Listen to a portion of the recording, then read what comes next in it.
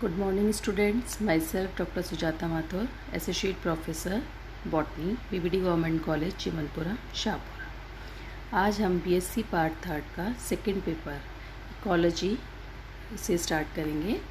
Ecology के अंदर हम इकोसिस्टम के बारे में पढ़ेंगे कि इकोसिस्टम क्या होता है, इसके क्या कंपोनेंट्स हैं और इसका क्या फंक्शन होता है।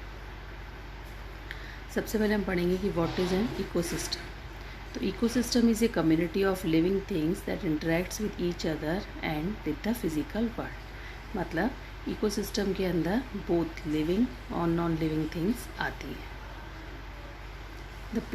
लिविंग और नॉन लिविंग से मतलब बायोटिक और एबायोटिक कंपोनेंट्स आते हैं। प्लांट्स और animals with in each ecosystem interact with each other and the non living element of the ecosystem is climate, light, precipitation, soil etcetera. Ecosystem जो है वो बहुत छोटा भी हो सकता है और it can be big like ocean और desert. The balance of ecosystem is important. All things must work together, provide a good living environment. For example, if there is not enough water, plants, animals, अगर पानी नहीं होगा तो क्या होगा? Plants and animals will die and ecosystem will not exist. Ecosystem के अगर examples हम देखें तो कौन कौन से हैं? डेजर्ट, रेन फॉरेस्ट, ओशियन, ये सारे इसके एग्जाम्पल्स हैं।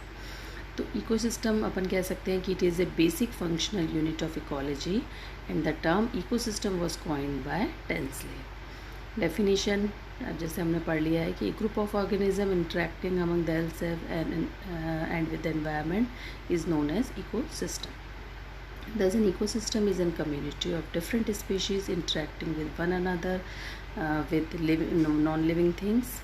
For example, animals can not synthesize their food directly but depend on plants directly, indirectly. इसका मतलब इकोसिस्टम के अंदर बहुत सारी लिविंग और नॉन लिविंग थिंग्स जो हैं वो आपस में इंटरेक्ट करती रहती हैं और एक एनवायरनमेंट फॉर्म करती है।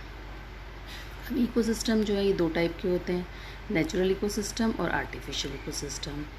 तो नेचुरल इकोसिस्टम जो होते हैं they are in the natural conditions और इसके एग्जांपल्स हो गए टेरेस्ट्रियल इकोसिस्टम, एक्वाटिक, ये सारे। टेरेस्ट्रियल जो कि लैंड पे में जो इकोसिस्टम होता है, this ecosystem is related to land. Example जैसे ग्रास लैंड हो गए, फॉरेस्ट हो गए, डेजर्ट हो गए, ये सारे किसके एग्जांपल हैं? टेरेस्ट्रियल जो कि लैंड प्लांट्स के द्वारा होता है। एक्वाटिक मतलब जो कि वाटर में होता है। तो aquatic ecosystem is related to water. It is further divided into two parts on the basis of salt content. इसमें दो होंगे, fresh water ecosystem, fresh water ecosystem जो है इसमें, और रनिंग इकोसिस्टम। अब एग्जांपल्स हो गए इनके रिवर, स्ट्रीम्स और उसका हो जाएगा पॉन्ड। मैरीन इकोसिस्टम भी होता है जिससे एग्जांपल हो गया सी। तो ये तो हो गए नेचुरल इकोसिस्टम। इसके अलावा आर्टिफिशियल इकोसिस्टम कौन सा होता है? जो कि मैन मेड होता है, जैसे कि हम घर में गार्डन लगाते हैं, क्रॉपलैंड्स हो गए, ये सारे किस में आते हैं? Artificial ecosystem, which is maintained by man himself. अब अगर हम इसकी स्ट्रक्चर की बात करें कि स्ट्रक्चर और कॉम्पोनेंट ऑफ इकोसिस्टम, तो अपन ने भी पढ़ लिया कि ecosystem is made up of two components, एक तो बायोटिक हो गई और एक abiotic. Biotic means living, abiotic means non living. Biotic components जो होते हैं they are the living organisms of the ecosystem. Example plants हो गए, एनिमल्स हो गए, माइक्रो ऑर्गेनिजम्स हो गए, ये सारे मिलके बनाते हैं बायोटिक। अब the members of biotic ecosystem of are grouped into following categories. First है प्रोड्यूसर। प्रोड्यूसर्स कौन से हुए? Green plants. अब ग्रीन प्लांट्स को कौन खाता है? एनिमल्स, तो वो हो गए कंज्यूमर।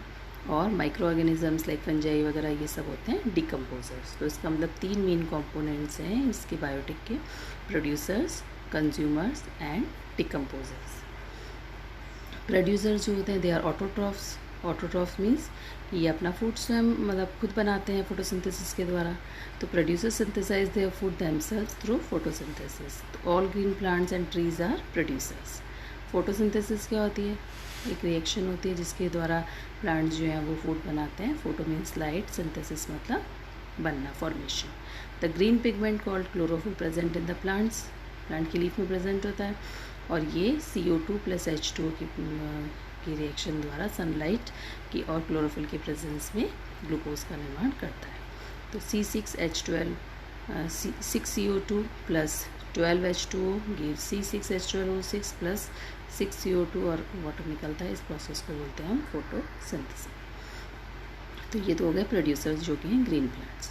कंज्यूमर्स क्या होते हैं? दे आर हिट्रोट्रॉफ्स, मतलब जो कि हिट्रो मीन्स अपना भोजन स्वयं नहीं बनाते हैं, विषम यानी दूसरों पे डिपेंड होते हैं। तो इसमें भी क्या कौन से हो गए? प्लांट ईटिंग स्पीशीज़, मतलब इंसेक्ट्स, रैबिट, गोट, ये सब क्या काऊ ये प्लांट्स को खाते हैं।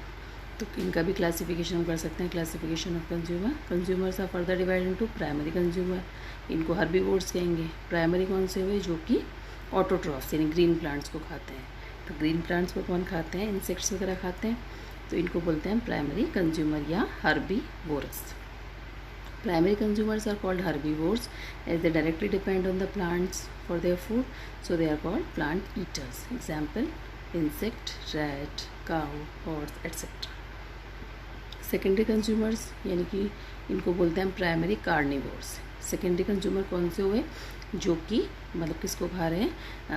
मीट ईटर्स, यानी कि सेकेंडरी कंज्यूमर्स जो हैं दे आर प्राइमरी कार्निवोर्स कहेंगे। They feed on the primary consumers, यानी इंसेक्ट्स और काउ इन सबको खाते हैं। They directly depend on the herbivores for the food. Example है frog, cat, snake etcetera. Then tertiary consumers ये क्या होते हैं? टॉप कंज्यूमर्स होते हैं, या इनको सेकेंडरी कार्निवोर्स भी कहते हैं, ये भी मीट ईटर्स होते हैं। Tertiary consumers are secondary carnivores. They feed on the secondary consumers and depend on the primary consumers for food. Example: tiger, lion वगैरह ये सब tertiary consumers में। Then decomposers हैं। decomposers क्या होंगे? Microorganisms like bacteria, fungi, they are as decomposers, और ये dead bodies जो होते हैं और या producers हैं, consumers हैं, इन सबको decompose कर देते हैं। The inorganic nutrients together with the other organic substances are utilized by the procedure for the synthesis of food. अब ये सब तो थे बायोटिक कंपोनेंट्स। एबायोटिक कंपोनेंट्स क्या होंगे? A means non living, absent, और biotic means biological material. The non living components are physical और chemical होते हैं, इनको बायोटिक कंपोनेंट्स कहते हैं। Example: climate, soil, water, energy, nutrients etcetera. अब इसे फिजिकल इनको बांट सकते हैं अपन फिजिकल और केमिकल में। तो फिजिकल कंपोनेंट्स कौन से हो गए? They include the energy, climate, raw material, living space of the biological community they need. Example है air, water, soil, sunlight etcetera. Chemical components कौन से हुए? They are the source of essential nutrients, इसके अंदर माइक्रो और macro nutrients आएंगे। For example organic substances, protein, lipid, carbohydrate. Inorganic substances like all micro and micro nutrients, micro like aluminium, copper, and etc. And macro means carbon, hydrogen, oxygen, potassium, nitrogen, phosphorus, etc. Thank you.